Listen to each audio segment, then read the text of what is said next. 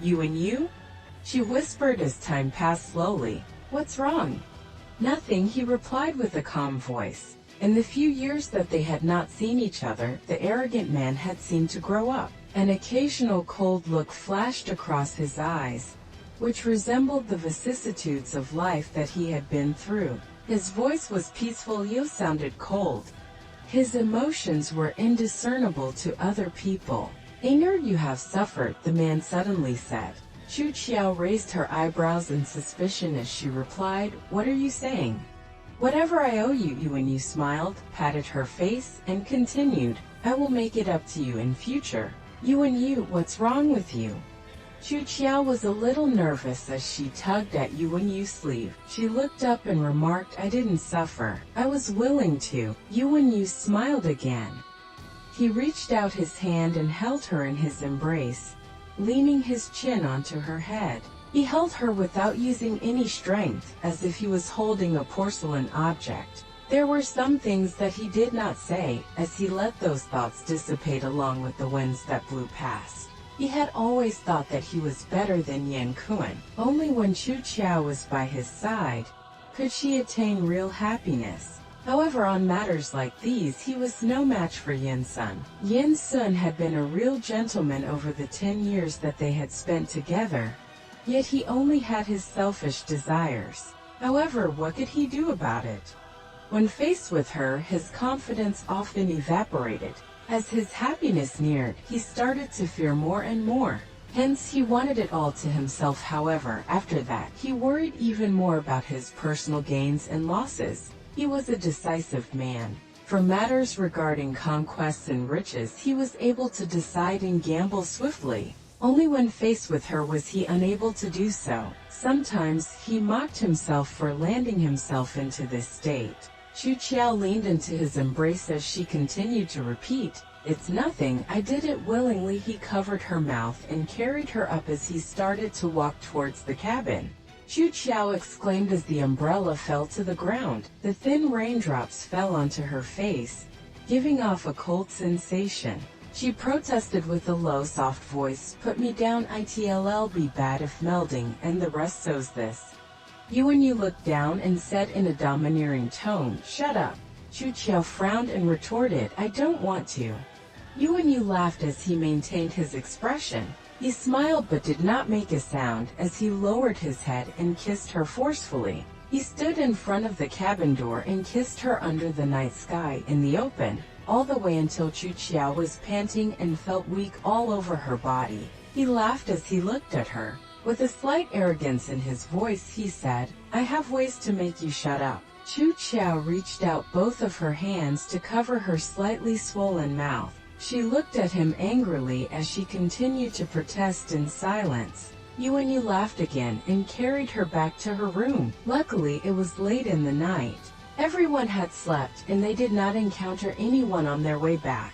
As they reached her room, Xiao jumped off swiftly and adopted a defensive posture as she stared at him. As he unfastened his clothes, she started to blush. Yuwen smiled and leaned forward as his breath landed on her ear. He whispered, Does it hurt?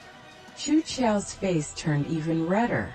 She was always like this. Despite being able to command many troops and kill many enemies, she was helpless when faced with such matters. She behaved like an innocent lady whenever topics like these were mentioned. Yuwen embraced her from behind as his hand slipped down her stomach. Xiao was shocked as she restrained his hand, putting it back on her warm stomach. Oh? Yuwen asked. I'm asking you something. Does it still hurt? Xiao was caught off guard again as she shook her head like a frightened rabbit. Yuwen chuckled as a sinister look flashed across his face. He leaned by her ear and whispered, It really doesn't hurt anymore? She nodded frantically once again. Let's carry on then. Why? Xiao exclaimed with her mouth wide open. Yuwen burst out in laughter as he carried her and put her onto the bed. Xiao did not know what had come over her. What had happened to her martial arts? Her agility? Why was it that whenever he neared, she felt weak all over? She watched on, dazed, as his face became larger in front of her. His pointed nose, thin lips, sinister eyes, fair skin, his smile. All of these features were charming. She remained motionless as she allowed him to dominate her lips. She started to feel goosebumps that felt like electric shocks. Her teeth were pried open as his tongue entered the gap within. Their kiss turned from gentle to intense in a short period of time. From her initial dreamy state, she tried to welcome his gesture by reciprocating. Her body quivered slightly as her breathing became irregular and faster. She had ultimately succumbed to the other party's seduction as she leaned in his embrace. Her clothes had unknowingly come off, leaving only her undergarments. Exposing her long legs and fair arms, he laughed and wrapped her in a blanket, then kissed her face. He reached out his hand and embraced her, saying in a hoarse voice, "Right, get some sleep." Xiao was stunned. She asked in a dazed manner, "Sleep? What's wrong?" Yuwen put a hand to his head and turned around to look at her as she blushed. "Don't you want to sleep?" "Yes," Xiao proclaimed in an exaggerated tone, even going as far as to yawn to signal her unbearable fatigue. Yuwen lay down on the bed, holding her. He had no intention to take it any further. After all, it was Xiao's first time. She needed more time before she was able to go at it again. However, he was almost unable to restrain himself. He forced himself to close his eyes and say, "Get some sleep then." However, she moved around restlessly in his embrace. One moment she shifted her arms. The next moment, she changed her posture. Yuwen frowned as he started to boil with anger. He tried to control it but was unable to do so. He asked, "What are you doing? Are you not going back to your room?" Xiao looked up at him pitifully, blushing. What if Mei Xiang and the rest see this tomorrow?